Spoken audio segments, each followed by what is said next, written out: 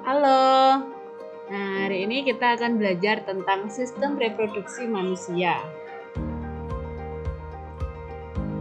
Tujuan pembelajaran kita hari ini yaitu dapat mendeskripsikan alat reproduksi manusia pria dan wanita, dapat menjelaskan proses pembentukan sel kelamin, dapat menjelaskan ciri-ciri sel sperma dan sel telur manusia, dapat menjelaskan tentang perkembangan sel telur, pembuahan dan perkembangan embrio.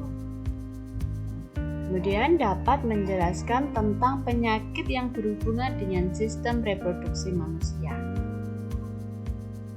Mengapa penting belajar materi ini?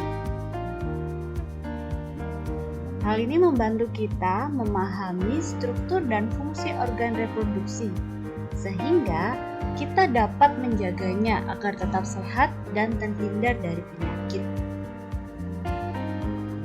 Dasar Alkitab yang pertama dari Mazmur 139 ayat 13 sampai 14. Sebab Engkaulah yang membentuk buah pinggangku, menenun aku dalam kandungan ibuku. Aku bersyukur kepadamu oleh karena kejadianku dahsyat dan ajaib. Ajaib apa yang kau buat dan jiwaku benar-benar menyadarinya. Yang kedua dari Kejadian 1 ayat 28. Allah memberkati mereka, lalu Allah berfirman kepada mereka, beranak cuculah dan bertambah banyak, penuhilah bumi dan taklukkanlah itu, berkuasalah atas ikan-ikan di laut dan burung-burung di udara, dan atas segala binatang yang merayap di bumi. Anugerah kehidupan. Nah, anak, coba perhatikan gambar ini. Bagaimana seorang bayi dapat terbentuk dan lahir ke dunia? Ya, benar. Seorang bayi dapat terbentuk karena ada sel telur dan sel sperma. Nah, ini adalah gambar dari sel telur. Sel telur sekali ovulasi hanya satu ovum yang keluar. Ovulasi yaitu proses keluarnya sel telur dari ovarium. Ovum bertahan di tuba Fallopi selama 12-24 jam. Ukuran ovum 130 mikrometer, lebih kecil dibandingkan hewan bersel satu. Contohnya ini ya, paramecium. Jadi ukurannya lebih kecil daripada paramecium. Nah, ini adalah gambar dari sel sperma. Ukuran sperma 60 kali 5 mikrometer. Wah, tentunya jauh lebih kecil lagi daripada sel telur. Sekali ejakulasi, sperma yang keluar kurang lebih 100 juta. Dari 100 juta sperma, hanya ada satu sperma yang dapat membuahi ovum. Jika dihitung, maka peluang terjadinya kehidupan adalah 10 pangkat min 8. Jadi 1:100 juta. Dari zigot yang berukuran sangat kecil dapat berkembang menjadi bayi yang memiliki organ yang sempurna. Ini ya, dari zigot sampai menjadi bayi.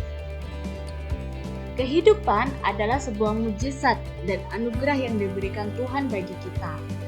Kuasa Tuhan akan selalu ada dalam setiap detik kehidupan kita dari sejak awal kita dibentuk sampai selama-lamanya.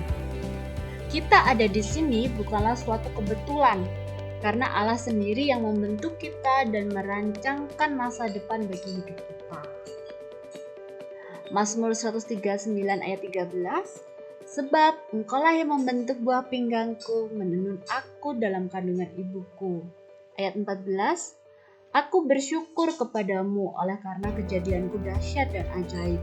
Ajaib apa yang kau buat dan jiwaku benar-benar menyadarinya. Nah, sekarang kita akan belajar tentang reproduksi pria. Ini adalah alat-alat dari reproduksi pria. Yang pertama yaitu testis, nama lainnya yaitu testes, buah sakar atau buah kulir. Yang kedua yaitu saluran reproduksi. Saluran reproduksi terdiri dari epididymis, vas deferens, uretra. Kemudian kelenjar, ada kelenjar seminalis, kelenjar prostat, kelenjar Koppers. Yang terakhir yaitu penis atau zakar. Nah, ini adalah gambar dari samping.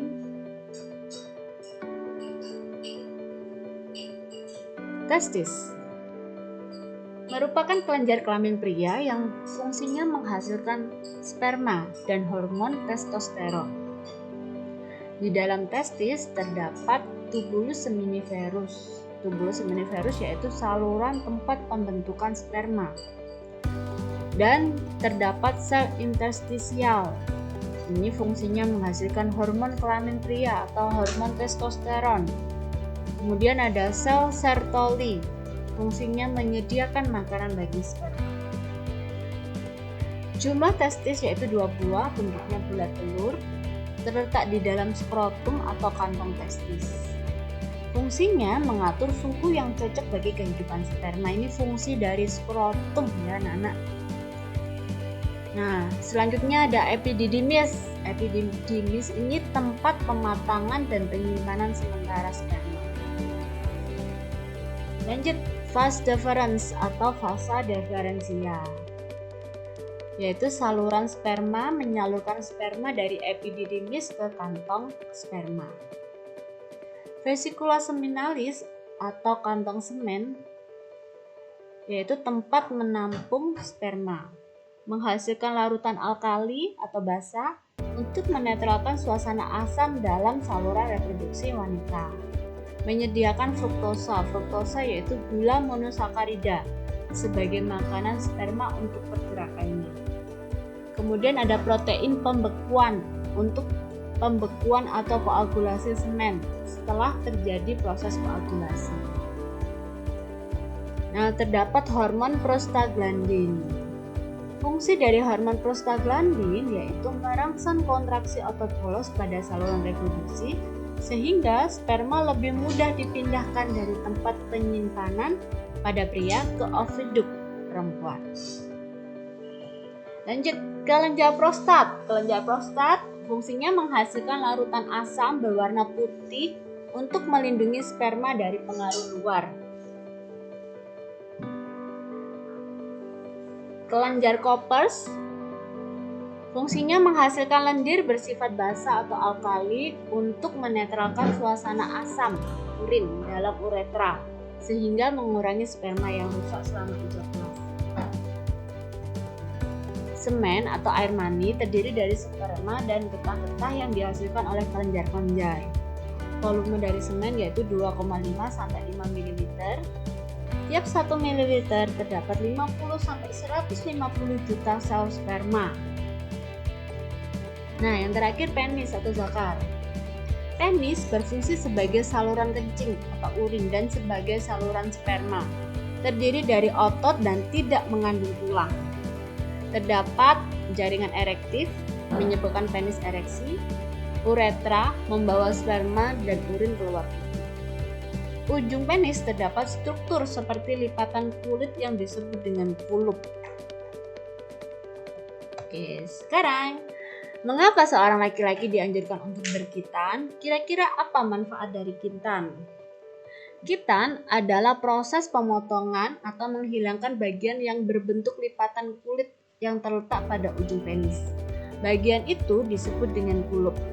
Ada beberapa manfaat di khitan, antara lain mengurangi resiko infeksi saluran kemih, mengurangi resiko kanker penis, dan mengurangi resiko terinfeksi penyakit menular seksual. Reproduksi wanita. Yang pertama yaitu ovarium atau ovari atau indung telur, kemudian oviduk atau tuba fallopi, terdapat infundibulum atau corong oviduk. Yang ketiga uterus atau rahim. Di uterus ini terdapat endometrium. Endometrium yaitu dinding rahim, tempat implantasi zigot. Implantasi berarti tempat menempelnya zigot. Yang keempat vagina atau lubang peranakan atau tempat keluarnya bayi. Nah, ini adalah gambar dari reproduksi wanita dari samping, seperti ini gambarnya. Nah, ini kalau dari depan seperti ini. Ada ovarium, kemudian infundibulum, oviduct, uterus, ada serviks atau leher rahim, kemudian vagina ya. Yang pertama, ovarium. Merupakan kelenjar kelamin wanita tempat memproduksi ovum atau sel telur. Jumlahnya 1 pasang atau 2 buah. Ukurannya 4 x 3 x 2 cm. Terdapat folikel. Folikel yaitu tempat ovum berkembang. Nah, di dalam ovarium ini terjadi proses ovulasi. Ovulasi yaitu pelepasan sel telur yang masak dari ovarium setiap 28 hari sekali. Nah, ini adalah gambar dari folikel ya. Kemudian ada sel telur yang dikeluarkan. Proses keluarnya sel telur ini disebut dengan ovulasi. Lanjut, oviduct atau tuba falopi panjangnya kurang lebih 10 cm. Ujung dari oviduct berbentuk corong. Namanya infundibulum. Nah, infundibulum ini ditutupi oleh fimbriae. Fimbriae itu seperti rumbai-rumbai. Fungsinya untuk menangkap sel telur saat ovulasi. Oviduct ini berupa saluran telur. Jadi membawa sel telur dari ovarium menuju ke uterus. Kemudian tempat terjadinya proses pembuahan atau fertilisasi atau peleburan sel sperma dengan ovum. Yang ketiga, uterus, rahim atau kandungan, yaitu tempat tumbuh dan berkembangnya embrio atau janin. Pada dasar uterus terdapat serviks atau leher rahim. Nah, yang terakhir yaitu vagina atau lubang peranakan. Fungsinya sebagai jalan keluar bayi ketika lahir secara alami. Nah, di dalam vagina terdapat vulva atau muluk vagina. Terdiri dari labia minora, bibir kecil, labia mayora, bibir besar, dan himen, selaput darah.